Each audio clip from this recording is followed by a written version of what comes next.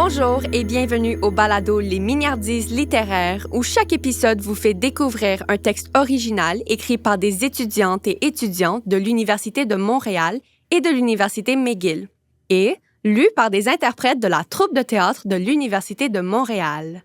Je m'appelle Nicole Moga, j'étudie au baccalauréat en criminologie spécialisation analyse à l'Université de Montréal et dans cet épisode, nous recevons Laetitia Sédic, Élise Donner, Clara Rocca, Clara Mandeli, Mathis Trudel et Tanguy Sergent, qui nous feront découvrir une création originale de Thomas Coursol, étudiant à la maîtrise en littérature de langue française à l'Université de Montréal. Bonjour Tanguy. Bonjour Nicole. Donc, on a une relation très singulière avec ce texte. Pourrais-tu nous en dire plus? Oui, bien sûr. Ce texte est vraiment écrit comme une pièce de théâtre qui est vraiment très très drôle à lire et surtout à interpréter. Les répliques sont tellement absurdes parfois et très drôles que c'était très difficile de garder son sérieux pendant les répétitions. Oui, c'est vrai. Et je suis certaine que vous allez l'apprécier autant que nous. Merci Tanguy. Merci Nicole. Voici Élucidation vertueuse de l'intitulé ou comment François Rabelais déchiffra le mystère du titre de son œuvre en l'an 1534, sans privilège du bibliothécaire, de la maman, de Paulin Curieux, du vieux, de l'ado, ni du zozoteux, de Thomas Coursol. Bonne écoute! Ouverture sur la scène. Il s'agit de l'aire d'étude d'une bibliothèque. À une table, la maman avec son petit garçon curieux, nommé Paulin Curieux. Dis maman, est-ce que je suis sortie de ton oreille? Puis c'est quoi un sphincter? Non. Ben, mettons oui. T'es trop jeune pour savoir d'où tu sors, pis... C'est quoi un sphincter? Où t'as vu ça encore? C'est dans mon livre que je lis et que le bibliothécaire m'a donné. Ça dit que l'enfant, il était tellement gros qu'il n'a pas pu sortir par le tuyau de d'habitude, puis qu'il a finalement remonté par le sphincter jusqu'aux oreilles de sa maman pour sortir. Puis que des chevals... Des chevaux. On dit des chevaux. Des chevaux sont sortis avec des charrettes remplies d'affaires. La maman regarde le bibliothécaire qui donne étrangement le même livre à d'autres clients.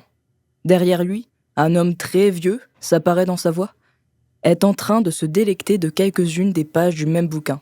Elle le remarque. Ben voyons donc, messieurs. Il y a des enfants ici. J'applique les étapes à suivre pour m'imprégner de connaissances. C'est le livre qui dit ça. Arrêtez de me déranger, madame. Ah, t'es en train de me dire que dans le livre, c'est écrit qu'il faut que tu le manges pour que t'apprennes. Ben oui, ça parle de la moelle. Qu'il faut réussir à retirer la moelle des mots, puis du texte, pour arriver à le comprendre. Moi, dans ma tête, la moelle, ça se mange. J'ai vu mon chien faire ça. Fait que laisse-moi tranquille. Je suis à veille d'être rendu à la moelle de ma page. Je sens que ça marche. Elle regarde la page couverture du livre. Non, là. C'est le même livre que celui de mon gars, en plus.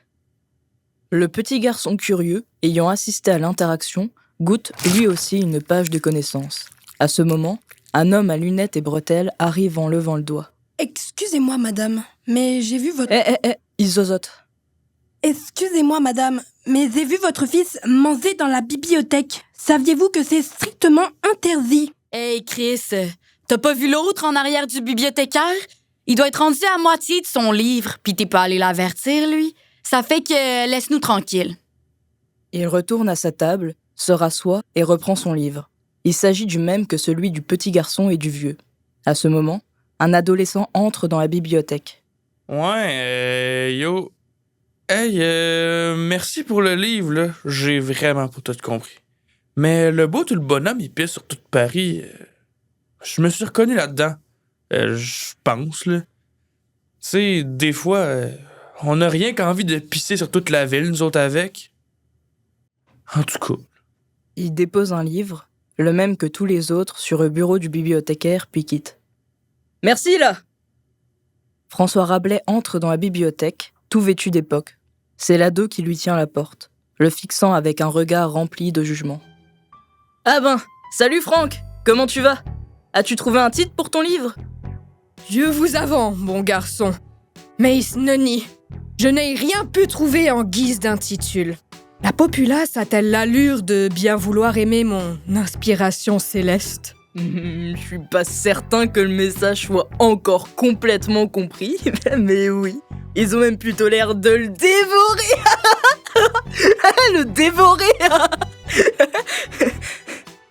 C'est vrai? Allez, Zribaud! Vous passerez mon cul si c'est vrai! Derrière, le zozoteux enfile ses gants de nitril pour lire le journal qu'il est allé chercher près du bureau du bibliothécaire. Regarde, maman! Le garçon, il est germanophobe! On dit germaphobe. Le zozoteux retire rapidement ses gants et les lance sur Paulin Curieux. François Rabelais l'aperçoit et frénétiquement lui prend le journal. Hey, mon journal! Gargantuan. Rappel de gants de... Nitril par la compagnie des composantes chimiques involontaires auraient fait 2 victimes la semaine d'avant. Le zozoteux essaie de reprendre son journal, mais François Rabelais bouge et chaque fois s'en échappe. Pagliard! Allez, hors de ma vue! Le zozoteux se rassoit, visiblement triste d'avoir été abusé verbalement par un homme d'un autre temps. Gargantuan. Gargantuan. Gargantua. Gargantua! Croyez-le ou non, mais c'est ainsi que François Rabelais en 1534 trouva le nom de son œuvre. Fin.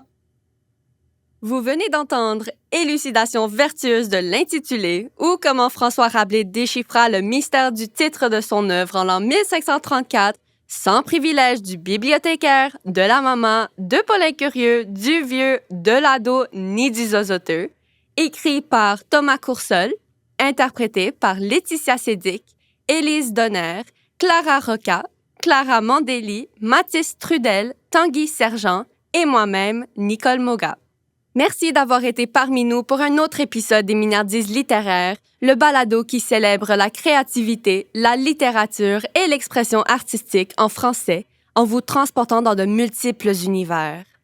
Pour d'autres épisodes, suivez-nous sur le compte Instagram @mignardise_littéraire, les 2 mots au pluriel, ou encore sur Spotify, Balado et YouTube.